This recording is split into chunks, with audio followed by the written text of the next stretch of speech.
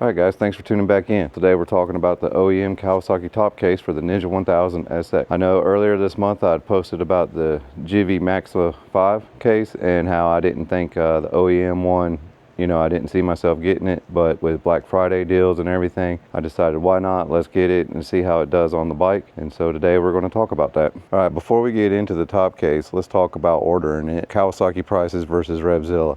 I went ahead and ordered it with Revzilla, but that had its own challenges, and I'll get into that in a minute. But let's go ahead and look at the bike.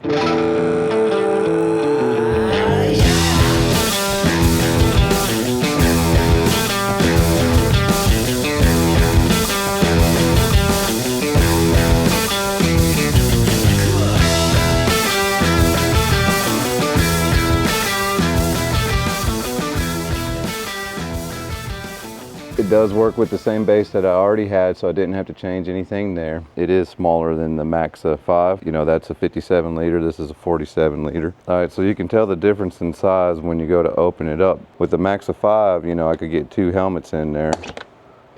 But this case can only get 1, but you have room in here for gloves, hoodie, whatever else you may want to put in there that's small. Now when you go to get the case, you have to buy the case itself, the trim piece, this piece, the locking piece, and of course the base and the bracket if you don't have all that. Now I went ahead and went through Revzilla to get everything because of the military discount that I was able to get with it. This is before taxes, and this top case was $294. The key system was $40. The backrest was $82. The aluminum piece right here, that was $56. And then this trim piece was $103.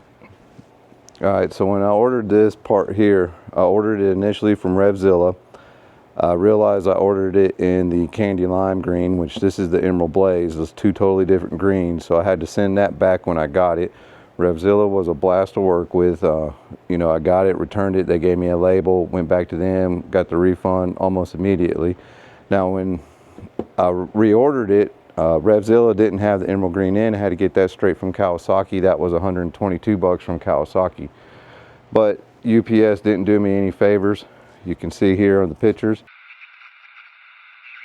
it came in damaged and broken, everything, and I had to send it back. Now I'm waiting for the refund from Kawasaki because Kawasaki won't exchange anything. So I sent it back, got the return label from Kawasaki, prepaid of course, put it in the mail, went ahead and ordered another one and got it so we could go ahead and get it on and complete the look. We'll put up some clips to compare the bike with the Maxia 5 case on there versus the OEM case. And guys, I got to be honest with you, I think I'm going to leave it on there. At first, I was like, oh, I'll just use it in the winter months because I really like the look. Maybe if these pieces here were painted the same color, I'd feel the same. I rode it around for like 50 miles or so yesterday, doing about, interstate speeds, maybe not faster than 80, but my average speed was probably 55 to 72, 75 on the roads I was on. And it was pretty windy yesterday too, 18, 15 mile an hour winds. And I didn't even feel this on the back of the bike at all. You can get lights for this, and I do have them coming. Probably make a video putting those on because I don't think I'm gonna follow the instructions with it. I think I'm gonna do it more of a permanent installation. All right guys, well that's the OEM top case. Let me know which one you like better, the 47 one or the 57 on there. If you got any questions, comment down below, and don't forget to like, subscribe, and hit that notification icon because I do have the liners coming and I'll make a little video about that. I'm just waiting for the top case one to show up.